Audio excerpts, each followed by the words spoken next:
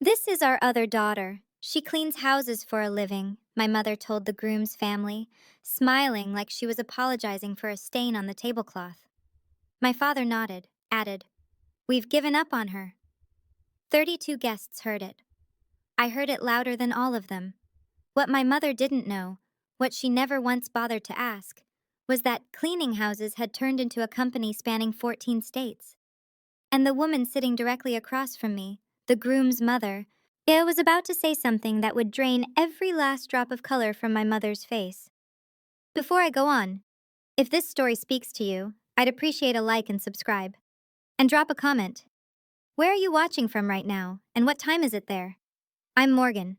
I'm 32, and this is the night I stopped asking my family to see me. Let me take you back to a Saturday evening in September, the night of my sister Lauren's engagement dinner. Now, I was 3 years old when Janet and Richard Meadows brought me home. Ridgewood, Indiana. Population 4,000, one traffic light, and a whole lot of opinions about other people's business. For the first 4 years, I was the miracle. The little girl the Meadows family chose. Pastor Collins mentioned it every Thanksgiving. Neighbors baked casseroles. Janet carried me on her hip at church like a living badge of generosity. Then Lauren was born. I remember the exact week things shifted. And not because anyone said anything cruel, not yet, but because the house rearranged itself around her. My bedroom moved to the converted attic. My drawings came off the refrigerator to make room for Lauren's hospital bracelet, framed in pink. My car seat went to the garage. By the time I was 10, the narrative had solidified. Lauren was the dancer, the honor student, the one Janet described to neighbors as our girl. I was the other one. The project. The charity case they kept feeding. "Whoosh, we tried our best with Morgan," Janet would say at the mailbox, loud enough for Mrs. Patterson next door to hear. "Some things just aren't in the blood." She said it like she was talking about a stain she couldn't lift. Richard never corrected her, not once. He'd sit in his recliner, turn a page of the newspaper, and let the silence do his talking. That silence was louder than anything Janet ever said, because Janet's cruelty came with a smile. Richard's came with permission. And I learned early, in this house, love had a guest list, and my name was never on it. But there was one thing Janet Meadows never bothered to learn about me, and that one thing would eventually change everything. I graduated from Ridgewood High on a Tuesday. Janet didn't come. Lauren had a dance recital the same afternoon, 2 towns over. Richard said he'd try to make it. He didn't. I packed 2 duffel bags that night and moved into a studio apartment above a laundromat in Greenfield.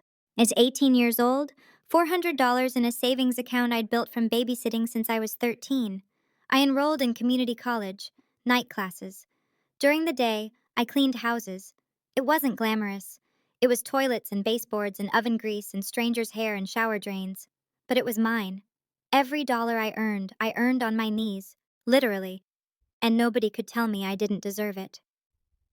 Janet told her friends at church, "Lauren starts at IU next month. Morgan chose a different path." She said different the way people say terminal. I called home on Sundays. Janet was always busy. Richard didn't pick up. When I got my first business license, a real one, framed, my name printed in black ink, I took a photo and texted it to Janet. She replied, "Cute. One word, no period, no follow-up."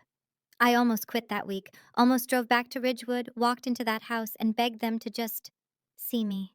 Just once. But then Grace Whitfield happened. She was 74, lived alone on Maple Court, and she was my very first client. One afternoon, while I was scrubbing her kitchen tile, she set down a glass of sweet tea and said, "Honey, you clean better than any company I've ever hired. You should expand." That was the seed, planted by a stranger, watered by every year my family refused to look. 14 years later, I got the invitation. Cream-colored cardstock, gold foil lettering. Lauren Meadows and Kevin Holloway. Engagement dinner. Millbrook Grill. Saturday, September 14th, 6 o'clock. I was still reading it when my phone buzzed. Janet. "Morgan, we need to talk about Saturday." I could already hear it, the stage directions. "The Holloways are very well respected," she said. "Kevin's mother runs some kind of company. Big money people. I don't want you to, draw attention." "Draw attention how?" Just don't bring up your work, okay? The cleaning thing. It's not the kind of impression we need. I held the phone away from my face for 3 seconds. Breathed. You don't want me to mention my job. I want you to blend in. That's all I ask. Blend in. That was always the instruction. Not be yourself. Not we're proud of you. Just disappear politely. I almost said no. Almost deleted the invitation and spent Saturday night reviewing quarterly reports at my kitchen table. That would have been easier, safer. But then Lauren called. And separately, quietly, the way she always did when Janet wasn't in the room. Hey sis, I really want you there. Please come. She sounded like the 4-year-old who used to crawl into my attic bed during thunderstorms, before Janet taught her that needing me was weakness. I'll be there, I said. Saturday evening, I stood outside Millbrook Grill at 6:47 p.m. I straightened my blouse, checked my reflection in the window, took one breath. I had no idea that Diane Holloway would be inside, and I had no idea what she would recognize. And I had no idea that within 2 hours, every person in my family would wish I had never walked through that door. Millbrook Grill was the nicest restaurant in Ridgewood, which meant white tablecloths, candles in mason jars, and a wine list that went up to $40. For this town, that was black tie. The private dining room held about 30 people. Long rectangular table in the center, a smaller round table tucked near the window for overflow. I have fresh flowers, soft jazz through a ceiling speaker. I walked in on time, hair pinned up, navy dress, modest neckline. I looked professional. I looked like someone who belonged. Janet didn't greet me. She was mid-conversation with a woman I didn't recognize, hand on the woman's arm, laughing too loudly. When she saw me, her expression didn't change. It just paused. Oh, you made it. There's a spot over there. She tilted her chin toward the round table. The main table's full. I glanced at the long table, counted the chairs. There was one empty, right next to Lauren. A cream-colored handbag sat on the seat, Janet's handbag. She followed my eyes, didn't move it. I walked to the round table and sat next to a second cousin whose name I couldn't remember. He was already on his second beer and barely looked up. From here I could see the whole room but felt invisible in it, which I realized was exactly Janet's design. Then Kevin spotted me. But he broke away from his conversation, walked over, extended his hand. You must be Morgan. Lauren talks about you. I'm glad you're here. Before I could answer, Janet appeared at his elbow. Kevin, sweetheart, come meet Aunt Ruth. She just flew in from Florida. She steered him away without looking at me, like redirecting traffic from a dead end. The main course hadn't arrived yet when Diane Holloway asked the question. She was seated near the head of the table, silver hair, and sharp posture, the kind of presence that made waitstaff stand straighter. She'd been watching the room all evening, watching Janet perform. And the young woman by the window? Diane asked, turning to Janet. Is she also your daughter? Janet hesitated. 1 second, but I caught it. Oh, that's Morgan. She's adopted. She lowered her voice just enough to make it sound confidential. Yeah, she cleans houses for a living.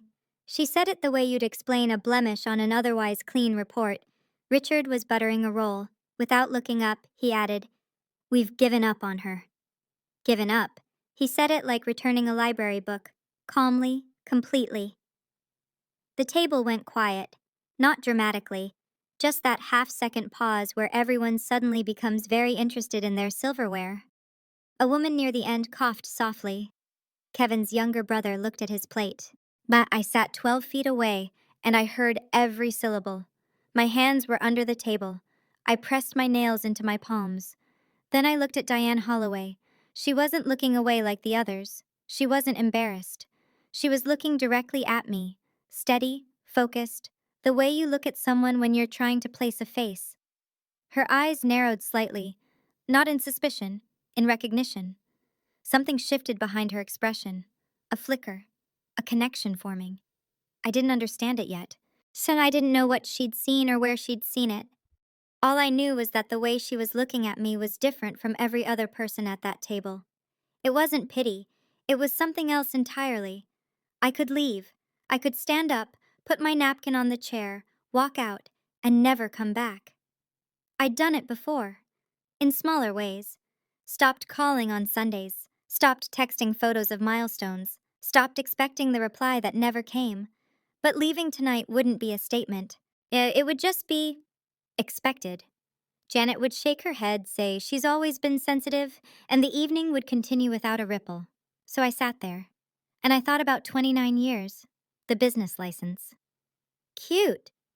My first franchise location, a 3-bedroom office in Columbus with my name on the lease. I'd called home to share the news. Janet said she was busy prepping for Lauren's birthday brunch, the Inc. magazine interview. I never even sent it. Not because I was afraid she'd dismiss it. I was afraid she'd find a way to make it about herself. Well, I raised her, she'd tell the church. She'd frame it on the mantel next to Lauren's sorority photo. She'd take credit for the thing she spent 2 decades belittling. So I kept it. Kept all of it. My company, my revenue, my name in print. I kept it in a world she never entered because she never asked to. I looked across the room at Lauren. She was laughing at something Kevin said, but her eyes drifted toward me, brief, guilty. She looked away fast. Even Lauren couldn't save me in this house. She never could. But tonight wasn't about being saved. Tonight, for the first time, I wanted to know if I was strong enough to sit in the room where I'd always been erased and not collapse. I picked up my water glass, took a sip, stayed. I wonder, why did I keep going back to that table? Have you ever kept showing up somewhere you knew you'd be treated like you didn't matter? Why do you think we do that? I'd love to hear your thoughts. Share them in the comments. Janet was 3 glasses of Chardonnay in and performing for the Holloways like her life depended on it. She leaned toward Diane, gesturing with her fork. We tried everything with Morgan, piano lessons, ballet, church camp one summer.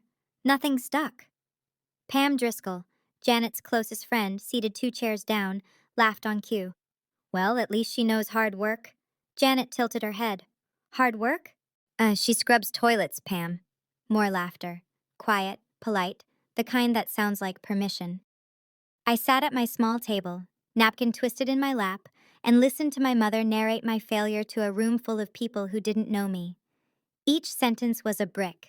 She was building a wall between me and respectability, right there in public, and she was smiling while she did it. Diane Holloway did not laugh. I noticed. She set her wine glass down, carefully, deliberately, and folded her hands.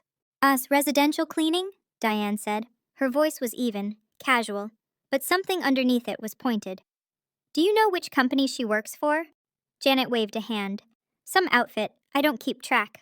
You don't know the name? It's not exactly worth knowing. Diane held Janet's gaze for 1 beat longer than comfortable. Then she turned toward me. Not all the way, just a quarter turn, enough that I saw her profile shift. She was studying me. The way you study a painting you've seen in a magazine and are now seeing in person for the first time. I didn't know why. Not yet. But the air at the table had changed. Something had snagged in Diane Holloway's memory, and she was pulling at the thread. Janet didn't notice. She never noticed anything that wasn't about Lauren. The appetizers were being cleared when Janet turned the spotlight on me. She twisted in her chair. That's that sugary voice she used when she wanted to seem generous in front of company. Morgan, honey, why don't you tell everyone what you're doing these days? I'm sure they'd love to hear. The room shifted. 30 sets of eyes found me. A fork clinked against a plate. The jazz from the speaker suddenly felt very loud. I set down my water glass.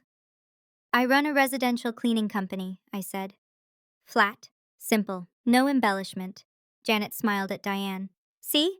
She says run. That's generous. A few chuckles around the table, soft ones, the kind people make when they're not sure if they're supposed to laugh, but don't want to be rude. Richard shook his head slowly, a sigh that carried the weight of practiced disappointment. Don't push her, Diane. She's doing her best. He paused, took a sip of his bourbon. Her best. The repetition landed like a slap. Her best, as though my best was something to mourn. But I pressed my thumbnail into my palm under the table, felt the sting, kept my face still, and then I noticed Diane. She'd placed her napkin beside her plate. Her fingers rested flat on the tablecloth, the way someone does when they're about to stand, or about to speak, or about to change the temperature of the entire room. She was looking at me, not the way the others looked. with secondhand embarrassment or polite avoidance. Like she was looking at me the way someone looks when a name is on the tip of their tongue. Like she was one detail away from placing exactly where she'd seen my face before. It was Lauren who broke first. Barely. Mom. Her voice was small, almost a whisper. Maybe we don't need to.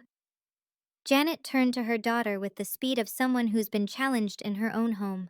Her smile didn't waver, but her eyes sharpened. I'm telling the truth, Lauren.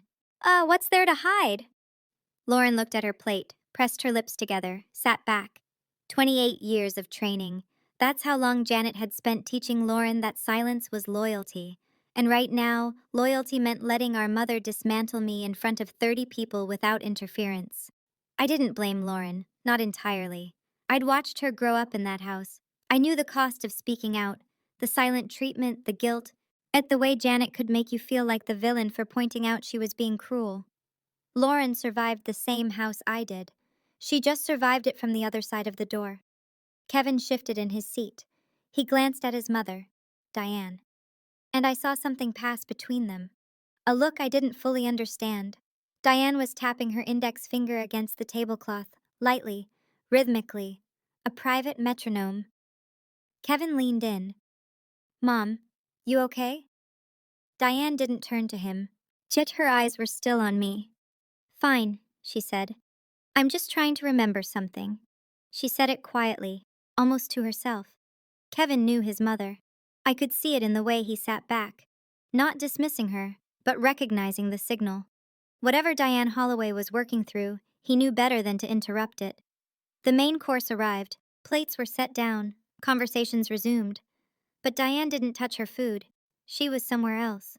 Somewhere in her memory, a door was opening. As it happened between the entree and the bread basket, Diane set her fork down, turned toward me, fully this time, and asked the question that would unravel everything. Morgan, what's the name of your company? The table didn't stop talking. It wasn't a dramatic moment. Not yet. Just a polite question from the groom's mother to the bride's sister. Ordinary on the surface. Janet answered before I could. She leaned in, her hand on Diane's arm, voice wrapped in apology. Mrs. Holloway. Really? Don't trouble yourself. She just... Diane raised one hand. Small, unhurried, but absolute. I asked Morgan. 3 words. No edge. No volume. Just clarity so clean it cut through Janet like glass. Janet's mouth stayed open for a half second. Then she closed it. I looked at Diane. She looked at me. Meadowshine Residential, I said. The name sat in the air between us. Diane's expression changed. Not dramatically. She wasn't a dramatic woman, but her eyes widened by a fraction. Her chin tilted, and she repeated the name, quietly, like tasting a word she already knew. Meadowshine. She said it twice. The second time slower. Kevin looked at his mother. He'd been watching her all evening. The tapping finger, the distracted gaze, the way she'd been circling something without landing on it. Now she was landing. Mom, he said again. What is it? Diane didn't answer him.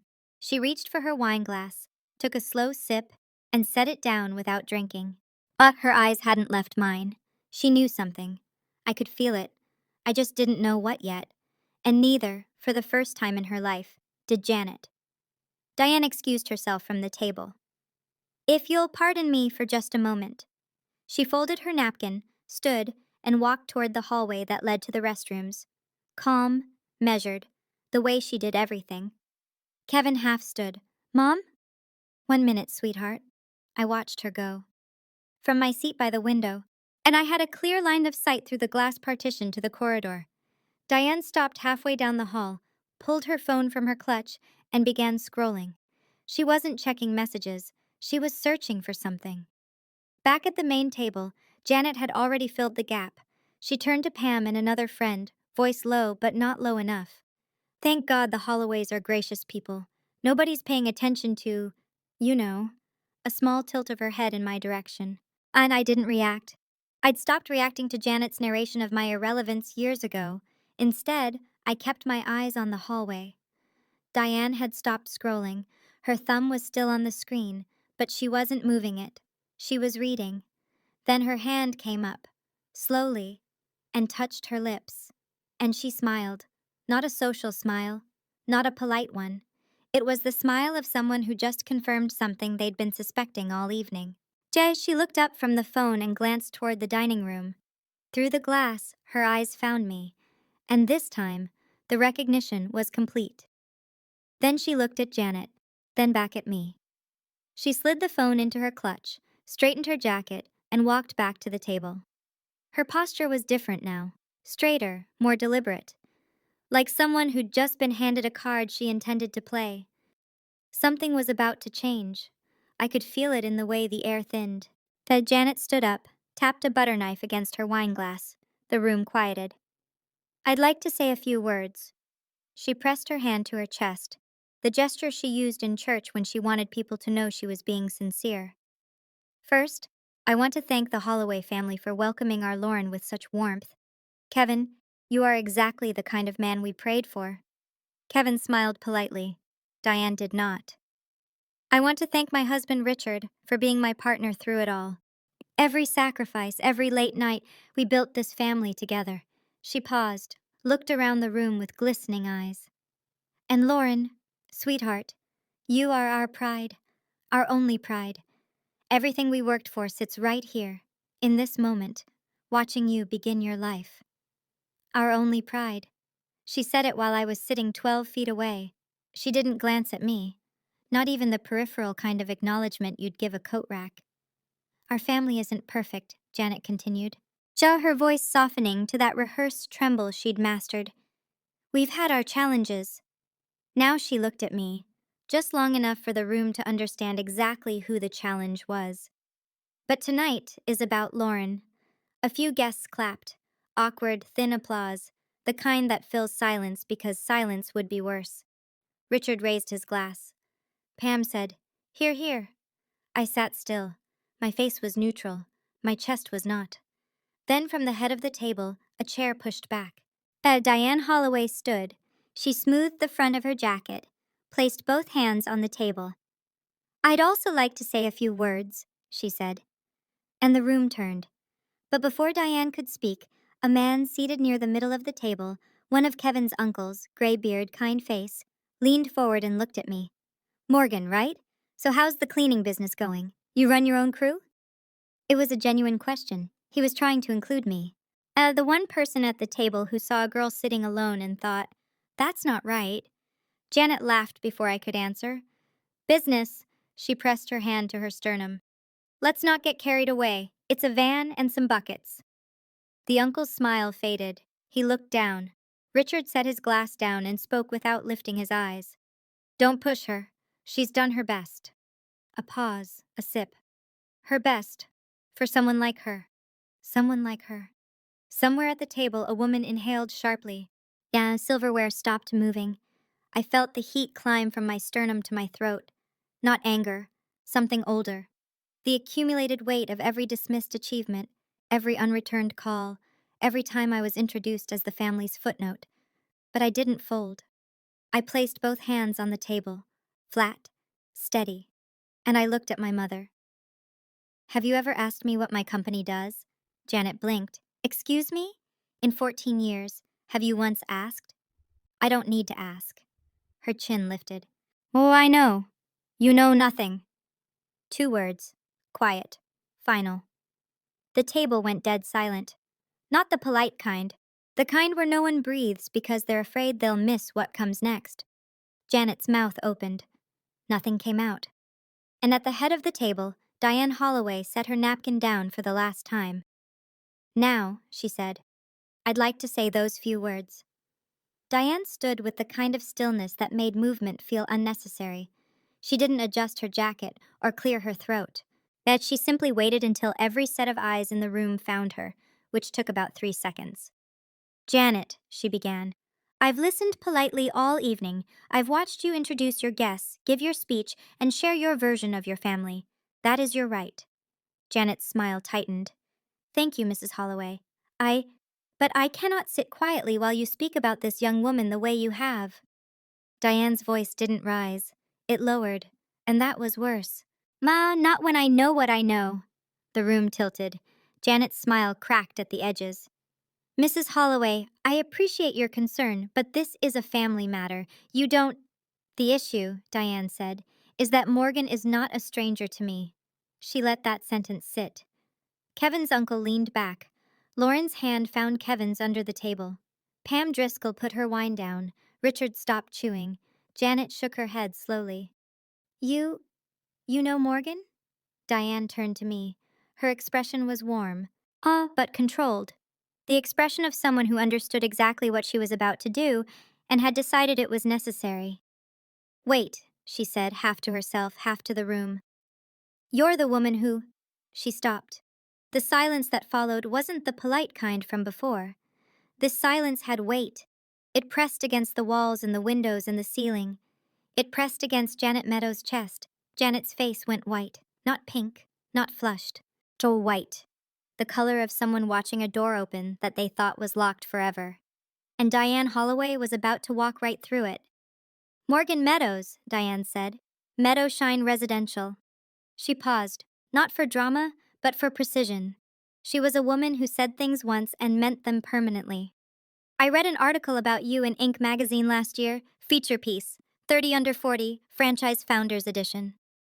The room didn't gasp. It did something worse. It froze. As 30 people suspended between their salad forks and their assumptions. Janet let out a short breath. What? Diane continued, her voice measured and unhurried. Your daughter owns and operates a residential cleaning franchise. 14 states, 87 employees at last count. She tilted her head, as if recalling a specific paragraph. Annual revenue. If the article was accurate, approximately $2.8 million. Someone at the far end of the table whispered, Million? Janet gripped the edge of the tablecloth. That's not. She couldn't. She did. Diane folded her hands in front of her. And I should know, because I'm one of her investors. The sound that followed was not silence, but it was the opposite.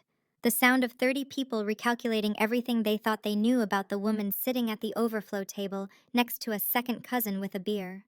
Richard set his bourbon down too hard. The glass hit the plate rim and tipped. Amber liquid spread across the white linen in a slow, dark bloom. He didn't move to stop it. He just stared at me like I'd walked in speaking a language he didn't know existed. Lauren's hand went to her mouth. Then Kevin's younger brother let out a low whistle and immediately tried to cover it with a cough. Janet sat down, though she was already seated. Her body just sank, like the scaffolding holding her up had been quietly removed. Diane sat back down. She didn't rush. She addressed the room the way she might address a board meeting, factual, composed, without malice. I manage a portfolio of luxury rental properties across the Midwest, she said. 2 years ago, and I needed a reliable residential cleaning partner for our units. Standardized quality, scalable, professional. I found an article about a company that had grown from a single operator to a multi-state franchise in under a decade. She looked at me. That company was Meadowshine. That founder was Morgan. She paused to let the information settle, then continued. I reached out. We met. I was impressed. Not just with the business, but with the person behind it. I invested. We've been working together since. Then she added almost gently, I had no idea she was your daughter, Janet. In fact, Diane's voice softened by a shade. She never once mentioned her family. That sentence did more damage than the revenue number. I could see it land across the table, the quiet understanding that I hadn't been hiding my success from my family. I simply had no family to share it with. Janet's voice came out cracked. Morgan, why didn't you tell us? I looked at her. At the woman who'd spent 29 years turning away, who replied cute to the first real thing I ever built, who placed her handbag on the empty chair beside Lauren so I couldn't sit there. You never asked. 3 words, the shortest sentence I said all night, and the heaviest. Kevin nodded slowly, not in agreement with anyone, just processing. Lauren sat motionless, tears sliding down her cheeks. Not jealousy. As something worse, the slow dawning recognition that she'd been standing on a stage her mother had built by tearing me down. It happened like a tide turning. 1 person, then 2, then the whole room. Kevin's uncle, the one who'd asked about my business, turned his chair toward me. 14 states? How'd you manage that? The woman beside him leaned in. How many employees again? 87, I said. Full time? Most of them. Yes. A man I hadn't been introduced to, someone from Kevin's side, looked over. Residential only, or do you do commercial? Just like that, I was no longer the footnote. I was the story. Janet saw it happening. I watched her face cycle through 3 expressions in 5 seconds: shock, calculation, recovery. She straightened up, pressed her palms flat on the table, and smiled. Well, I always knew Morgan had potential. Didn't I say that, Richard? I always said she had something in her. She reached for Diane's arm. We've always supported her, of course. Every step of the... Janet. Diane's voice was quiet, almost kind, which made it worse. 2 minutes ago, you told this table your daughter's business was a van and some buckets. She let the silence do its work. Everyone in this room heard it. The room didn't move. The jazz from the ceiling speaker played a soft piano bridge that no one listened to. To Pam Driscoll, Janet's closest friend, the woman who'd laughed at every joke tonight, slowly slid her chair 6 inches away from Janet. The wooden legs scraped against the floor. In the silence, it sounded like a door closing. Janet opened her mouth, closed it, opened it again. Nothing came out. Richard stared at a water stain on the tablecloth where his bourbon had spilled. He hadn't wiped it up. He hadn't said a word. And for the first time in 29 years, Janet Meadows had no script. I looked at my mother then, really looked. And I wondered, did she ever actually love me? Or was I just a background character in the story she wrote for Lauren? Why does a mother choose to humiliate her own child in public instead of admitting she was wrong? I still don't have the answer. Maybe you do. Let me know in the comments. I stood up. Not fast, not dramatically. I folded my napkin, placed it beside my plate, and pushed my chair back the way you do when dinner is over and you have somewhere to be. The room went still. I didn't come tonight to prove anything, I said. My voice was steady. I made sure of that. I came because Lauren asked me to, because she's my sister and I love her, and I wanted to be here for her night. I looked at Janet. She was gripping her wineglass so hard her knuckles had gone pale. But I won't sit at any table where my existence is treated as an embarrassment. I let the sentence land, didn't soften it, didn't follow it with an apology. Then I turned to Diane. Thank you, I said, not for telling them about my company, but for asking me, when no one else did. Diane held my gaze. She nodded once, firm, warm, the kind of nod that says everything it needs to. I looked at Lauren last. She was still crying, trying to hold it together, Kevin's hand on her back. Tile, my little sister, who used to climb into my attic bed because she was afraid of thunder. Lauren, I love you. I wish you every happiness. I paused, swallowed. But after tonight, I need space. Lauren nodded. She didn't argue. She knew. I picked up my jacket from the back of my chair, walked past the long table, past the 30 people who'd watched my mother erase me and were now watching me leave with my back straight and my name intact. I didn't slam the door, I didn't run, and I didn't look back. The parking lot was cool and quiet. September air, crickets. I sat in my car for 7 minutes before I turned the engine on. Lauren called at 11:14 p.m. I was sitting on my couch in sweats, holding a cup of tea that had gone cold 20 minutes ago. I almost didn't answer. But the phone buzzed 4 times, and I could feel the urgency through the screen. Hey, I said. Sis? Her voice was raw. I need to tell you what happened after you left, she told me. And after I walked out, Janet tried to recover. She's always been dramatic. You know how it is with... She gestured vaguely toward the door. Nobody responded. Nobody laughed. Nobody nodded. Diane turned to Kevin and said quietly, We'll talk at home. Her tone wasn't angry. It was cold, which, as Lauren put it, was somehow worse. Richard attempted damage control. He leaned toward Diane, voice low, almost pleading. Mrs. Holloway, please, don't let this affect... Diane cut him off without raising her voice. Mr. Meadows, I'm not judging your daughter. I'm judging how you treat her. Lauren said the room physically shifted after that. Chairs angled away from Janet. Conversations started and ended in whispers. 3 couples left early, citing babysitters, headaches, long drives. excuses wrapped in polite smiles. Janet went to the restroom. She was in there for 12 minutes. When she came out, her mascara was smudged. Yes, nobody mentioned it. Lauren said, "Sis, I've never seen Mom like that. She looked small." I didn't feel satisfaction. I want to be honest about that. I felt tired. The kind of tired that lives in your bones, not your body. "I hope she's okay," I said. And I meant it. Then I added, "But I'm not coming back." Lauren was quiet for a long time. Then, "I know. Ridgewood is the kind of town where news doesn't travel. It arrives. Before the breakfast dishes are cleared, everyone already knows." By Monday morning, the story of the engagement dinner had spread through every Bible study group, hair salon waiting room, and produce aisle in a 12-mile radius. The details varied. Someone said I owned 100 employees. Someone else said Diane Holloway wrote me a check on the spot. But the core was always the same. Janet Meadows humiliated her daughter in public, and it backfired spectacularly. And Janet had spent 15 years building her reputation as the backbone of the women's ministry at First Covenant Church. She organized the canned food drive. She coordinated the Easter egg hunt. She was the first to sign up for every committee and the last to leave every potluck. That Tuesday, 2 families quietly withdrew from her prayer circle. No explanation, just sudden scheduling conflicts that would last indefinitely. On Wednesday, Pam Driscoll called, so not to check on Janet, to deliver a verdict. "Janet, I think you need to call Morgan, apologize properly. People are talking." "People are talking about what? I'm her mother. I have the right to—" "You have the right to be her mother," Pam said. "You don't have the right to humiliate her in front of 30 people." Janet hung up. She called Pam back an hour later. Pam didn't answer. I heard about all of this secondhand through Lauren, who called me every few days now. Careful. These tentative calls, like someone learning to use a phone for the first time.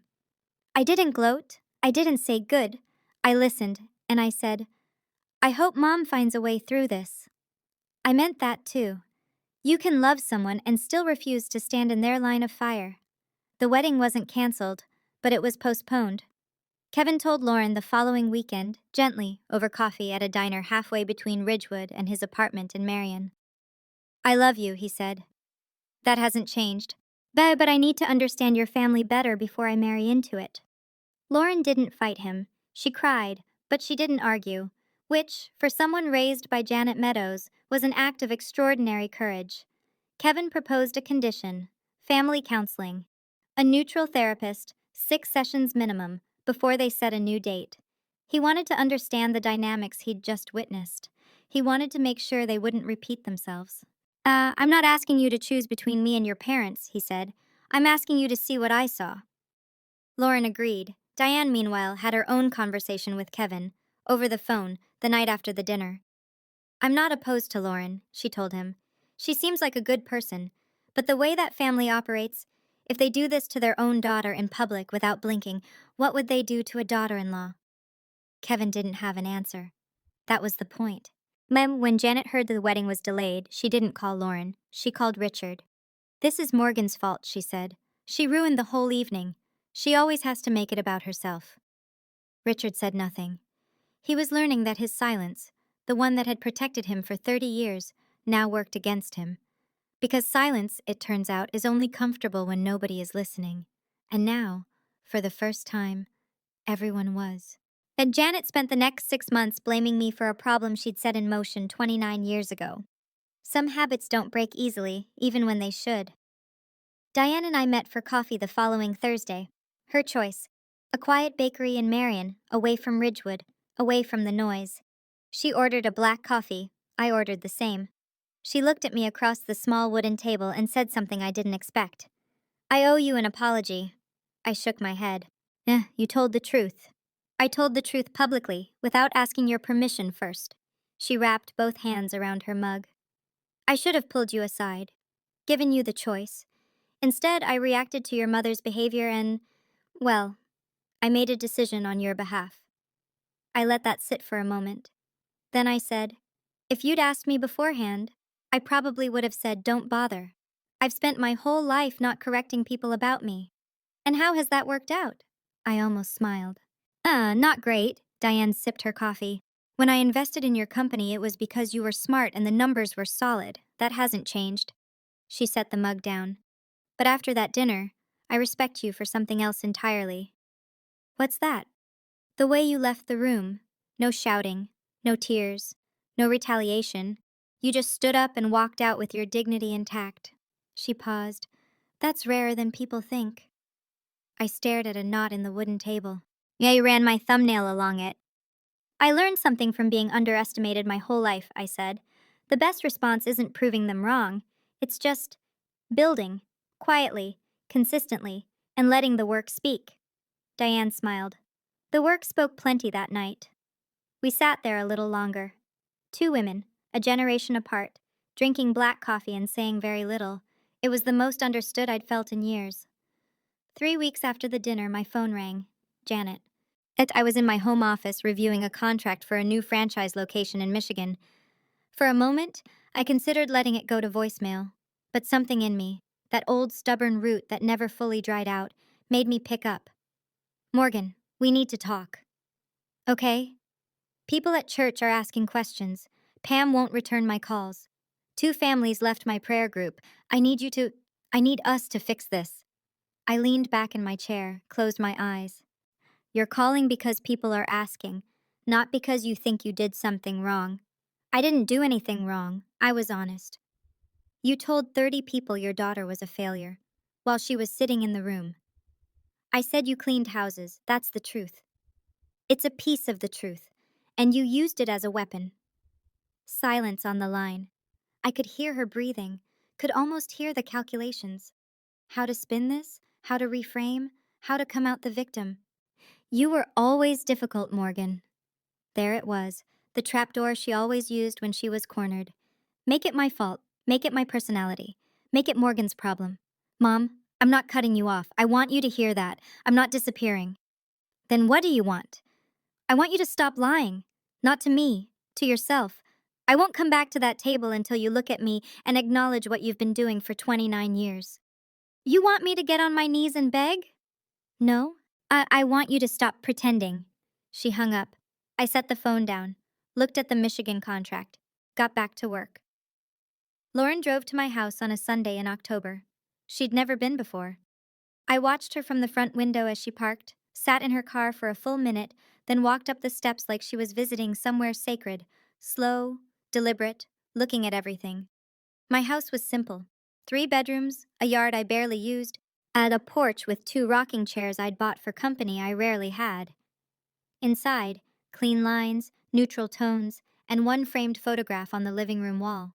Lauren stopped in front of it. Who's that? Grace Whitfield, my first client. She passed last spring. She looks kind. She was. She's the reason I kept going. Lauren turned to me. Her eyes were red before she even started. Sis, I'm sorry. You don't need to apologize for Mom. I'm not apologizing for Mom. Her voice broke. I'm apologizing for me. For knowing how they treated you, and sitting there, every holiday, every dinner, every time Mom said something cruel, I looked at my plate. I didn't tell her it was okay, because it wasn't. But I understood. You were surviving the same house, I said, from the other side of the door. She wiped her eyes, sat on my couch, looked around at the home I'd built without anyone's help. Tell me about your company, she said. Some not because it's impressive, because you built it alone, and I didn't even know.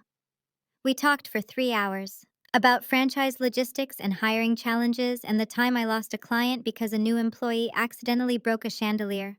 Normal things, sister things. Before she left, she told me Diane wanted to expand the investment partnership. The dinner, it turned out, had opened a door neither of us expected. From the wreckage, Lauren said.